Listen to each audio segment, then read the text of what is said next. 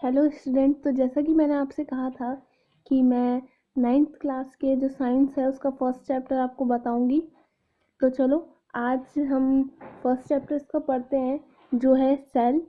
और आप मुझे कमेंट में बताना अगर कोई क्वेश्चन होगा तो चलिए स्टार्ट करते हैं वीडियो को। तो सबसे पहले सेल क्या है, सेल ये है क्या चीज़। तो सेल जो है वो एक सबसे स्मॉल यूनिट होती है हमारी बॉडी की। एक चैप्टर का नाम क्या है, the fundamental unit of life. Cell को बोलते नहीं है, सबसे छोटी इकाई जो होती है वो होती है कोशिका। इसको हिंदी में हम कहते हैं कोशिका। तो सबसे पहले all living organism are made up of basic building block that form the fundamental unit of life called cell. ठीक है, तो इसका शुरू करते हैं।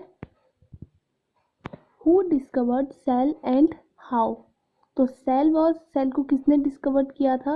और देखो, तो सेल ने जो रॉबर्ट हुक हैं उन्होंने इसको डिस्कवर किया था 1665 में। अगर बात करें कि हमारे सेल में, चलो जब मैं सेल का स्ट्रक्चर आपको पढ़ाऊंगी तब आपसे एक क्वेश्चन पूछूंगी, लेकिन अगर ह्यूमन बॉडी में सबसे छोटी सेल का क्वेश्चन आए तो सबसे छोटी सेल कौन सी होती है ह्यूमन बॉडी में, इसको हम कहते हैं स्पर्म सेल। ठीक है, और सबसे बड़ी जो लार्जेस्ट सेल होती है वो होती है ओव्यूम। जैसे कि हम बात कर रहे हैं सेल की, तो सेल का पहले टाइप देखें तो ये होते हैं दो तरीके के, एक प्रोकैरियोटिक और एक यूकैरियोटिक। देखो, प्रोकैरियोटिक क्या होता है, cell in which a true nuclear is absent are called prokaryotic cell. मतलब कि सेल में जो हर सेल पे एक न्यूक्लियस प्रेजेंट होता है सेंटर में, और वो न्यूक्लियस बहुत, उसमें क्या होती है, एक जेनेटिक इंफॉर्मेशंस होती है, डीएनए होता है। अगर किसी सेल में न्यूक्लियस नहीं है तो उसको हम कहते हैं प्रोकैरियोटिक सेल। ठीक है, since they do not contain any membrane bound organelle, और इसमें ना कोई मेम्ब्रेन्स होती है, जो इसके ऑर्गन्स होते हैं, ऑर्गन्स में कोई भी मेम्ब्रेन्स नहीं होती है। मतलब कि इसमें समझ लो एक थैली है, उसमें आपने पानी भरा है और उसमें आपने कोई भी दो कागज़ के टुकड़े मान लो। ठीक है, अब वो क्या करेंगे, वो हर तरफ घूमते रहेंगे। तो वैसे ही इसमें क्या होता है, इसमें कोई भी वो जो ऑर्गन होते हैं, यहाँ कागज़ के टुकड़ों को मैंने ऑर्गन कहा है, तो जो भी ऑर्गन होंगे वो घूम रहे हैं, क्योंकि इसमें उसको कोई जकड़ने वाली मेम्ब्रेन नहीं है। तो वैसे ही यहाँ पे भी जो यहाँ के जो ऑर्गन हैं उसमें मेम्ब्रेन नहीं है, तो वो घूमते रहते हैं। ठीक है, दीज आर ऑलवेज यूनिसेलुलर होते हैं ये। और such a bacteria brood in algae, ये याद रखना, इसका एग्जाम्पल क्वेश्चन पूछते हैं कि प्रोकैरियोटिक जो सेल्स हैं उनका नाम बताओ, तो ब्लू ग्रीन एल्गी और अमीबा। ठीक है, अब यूकैरियोटिक सेल्स क्या होती है, तो eukaryotic cells that have a true nuclear, इसमें न्यूक्लियर प्रेजेंट होगा। ठीक है, और क्या इसका जो these are complete cells that contain a nucleus, mitochondria and other membrane bound organelle। और इसमें क्या होगी, मेम्ब्रेन होगी। these are always multicellular organism like animal और plants। तो हम लोग किस में आते हैं, ये आप मुझे कमेंट में बताएंगे कि हम लोग प्रोकैरियोटिक सेल्स जो होती है उनमें आते हैं कि यूकैरियोटिक सेल्स में। ठीक है, ये आप पढ़ लेना, इसका रेफरेंस जो है बहुत इजी है, 4 पॉइंट है। अब है इसका स्ट्रक्चर ऑफ सेल स्ट्रक्चर। तो स्ट्रक्चर की बात करें, हमने प्रोकैरियोटिक और यूकैरियोटिक पढ़ लिया। अब देखो, इसमें सेल में ना एक 4 मेन कंपोनेंट्स होते हैं, जो कौन कौन से हैं देखो, cell wall and cell membrane, nucleus, cytoplasm और सेल ऑर्गेनेल। अब सबसे पहले जो सेल वॉल है, सेल वॉल और सेल मेम्ब्रेन पढ़ते हैं सबसे पहले हम लोग। तो it is a biological membrane that separate a cell a contents from its outside surrounding और एक्सटर्नल एनवायरनमेंट। तो सेल मेम्ब्रेन एक जो सेल है उसके बाहर की आप एक लेयर बोल सकते हैं, एक प्लाज्मा लेयर होती है, ठीक है, जो क्या करती है उसको कवर करे रखती है पूरे। अब देखो ये कैसी होती है, इसकी प्रॉपर्टी क्या होती है, थिन वॉल्ड होती है, ये एक इलास्टिक जैसी सेमी परमेबल मेम्ब्रेन होती है, ठीक है, जो प्रोटीन और लिपिड से बनी होती है और क्या करती है, it is a living component of the cell, ठीक है। इसका फंक्शन क्या होता है, इसका फंक्शन होता है कि ये जो प्रोटेक्ट करे रखती है सेल को, एक तरीके से जो एक्सटर्नल एनवायरनमेंट है उससे प्रोटेक्ट करती है, और ये सेमी परमेबल है। तो सेमी परमेबल का मतलब क्या है कि कुछ ही पार्टिकल्स को फ्लो करेगी बाहर से अंदर या फिर अंदर से बाहर बोल सकते हैं हम लोग, ठीक है। अब पढ़ते हैं सेल वॉल। तो the next important topic is the cell wall.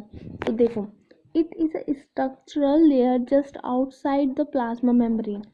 सबसे पहले लेयर कौन सी बताई, प्लाज्मा मेम्ब्रेन, ठीक है। उसके बाहर से होती है सेल वॉल। इसकी प्रॉपर्टी होती है ये फ्लेक्सिबल होती है, ठीक है, और non living and freely permeable होगी। ये फ्रीली बोला है हाँ यहाँ पे सेल वॉल को, और ये सेल्यूलोज से बनी होती है।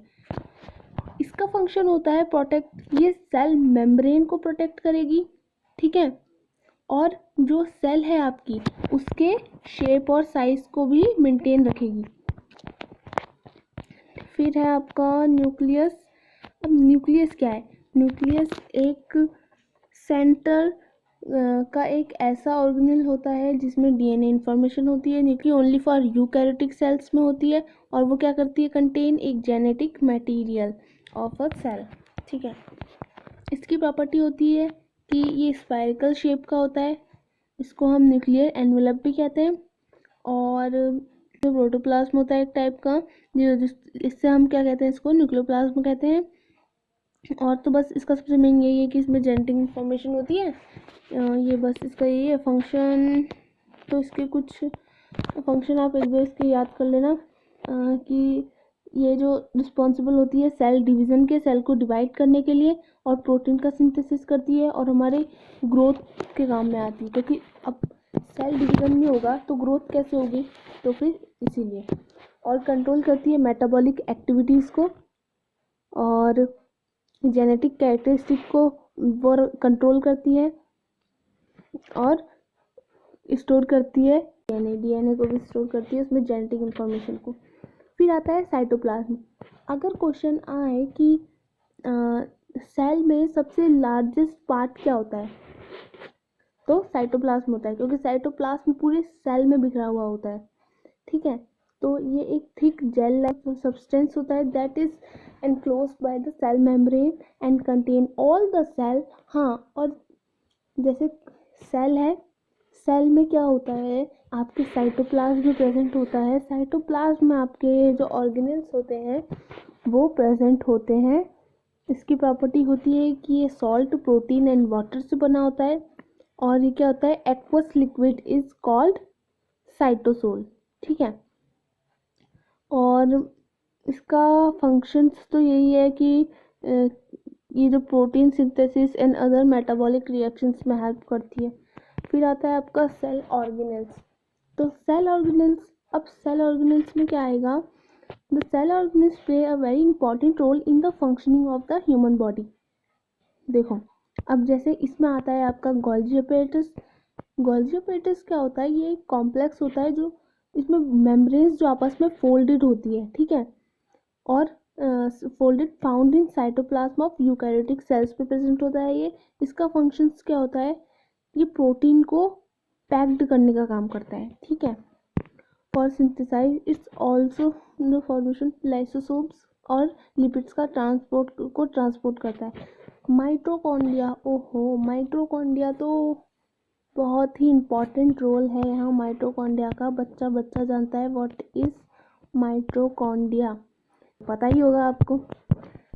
तो माइटोकॉन्ड्रिया का काम है सबसे मेन इम्पॉर्टेंट आवश्यक कि ये क्या करता है, एनर्जी प्रोवाइड करवाता है भाई हर रिएक्शन के लिए। तो ये रॉड शेप का होता है, इसमें मेम्ब्रेन बाउंड ऑर्गेनेल्स होते हैं, और ये क्या करता है, देखो लिखा है ना, chemical energy to power the biochemical reaction in the cell most eukaryotic organism. ठीक है, क्या है? Power house. ठीक। एटीपी की फॉर्म क्या होती है? कमेंट में जल्दी से मुझे बताना है एटीपी की फुल फॉर्म। फिर आता है आपका राइबोसोम्स। राइबोसोम्स, अब राइबोसोम्स क्या है? तो the smallest particle that contain chemical messages called RNA, ribonucleic acid. ठीक है, and play a major role in the synthesize of protein. अब एंडोप्लाज्मिक रेटिकुलम क्या है? अभी हमने वो नहीं पढ़ा ना। एंडोप्लाज्मिक रेटिकुलम क्या है? तो ये क्या होते हैं, जो रेटिकुलम होते हैं ये न्यूक्लियस के पास में प्रेजेंट होते हैं। ये एक नेटवर्क मेम्ब्रेन्स होते हैं, ये दो स्ट्रक्चर में प्रेजेंट होते हैं। अभी हम पढ़ेंगे कौन कौन से।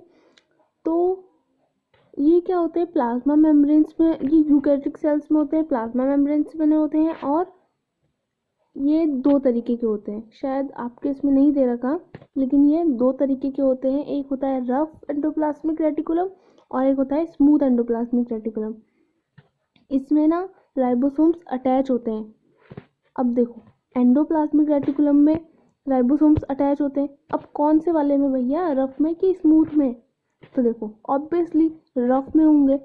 रफ में राइबोसोम्स अटैच है तभी तो रफ है वो। और स्मूथ भाई स्मूथ है, सिंपल सा। ठीक है, ये हो गया। 2 मिनट में आपको ये बात समझा दी। बाकी के जो इसमें जो प्रेजेंट है वो आप लोग पढ़ लेना। हम ये टेबल भी इजी है, difference between plant and animal cell. तो इसको स्क्रीनशॉट ले लेना, एक बार इस पे भी ध्यान दे देना। कुछ नहीं समझ आया तो कमेंट में बता देना।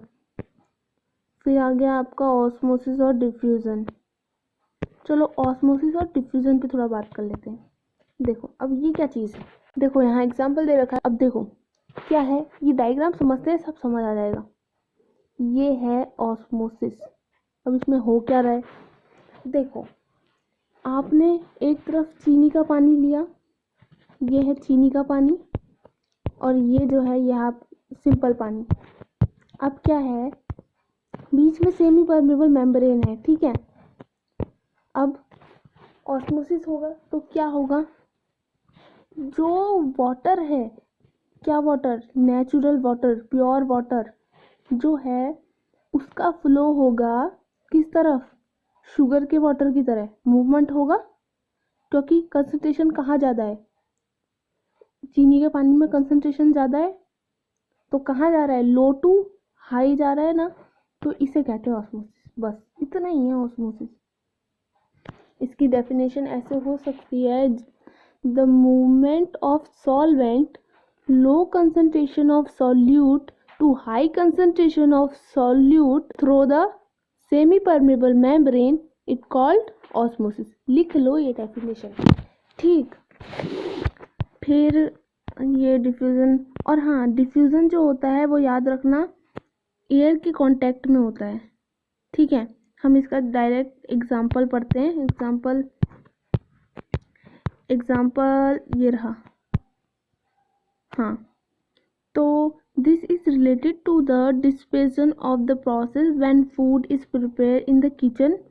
The aromatic molecules from the kitchen brings to move out into the kitchen surrounding and over time get distribute in the air। तो देखो मैंने कहा था एयर के कांटेक्ट में डिफ्यूजन होता है, high concentration to low concentration. जैसे कि इसमें एग्जांपल दे रखा है कि किचन का एग्जांपल दे रखा है। मैं आपको दूसरा एग्जांपल देती हूँ। जैसे कि आपने लगाई कोई अगरबत्ती, फैल गई कमरे में, एक कमरे से दूसरे कमरे में चली गई एयर के कांटेक्ट में, तो ये क्या हुआ, डिफ्यूज़न। ठीक, ये इतना ही था डिफ्यूज़न। फिर यहाँ पे कितने टाइप की होती हैं ऑस्मोसिस आपको दे रखा है यहाँ। Solution, isotonic solution, hypertonic solution और हाइपोटोनिक सॉल्यूशन, 3 टाइप के सॉल्यूशन होते हैं। तो आइसोटोनिक जिसमें क्या होगा, दोनों तरफ का मतलब किशमिश को पानी में डालो तो किशमिश और पानी का जो कंसंट्रेशन है अगर वो इक्वल रहा तो आइसोटोनिक, ना पानी अंदर जाएगा ना पानी बाहर आएगा, ठीक है। और अगर hypotonic solution are those solution that have a lower solute concentration than the surrounding fluid and can cause the cell to rupture।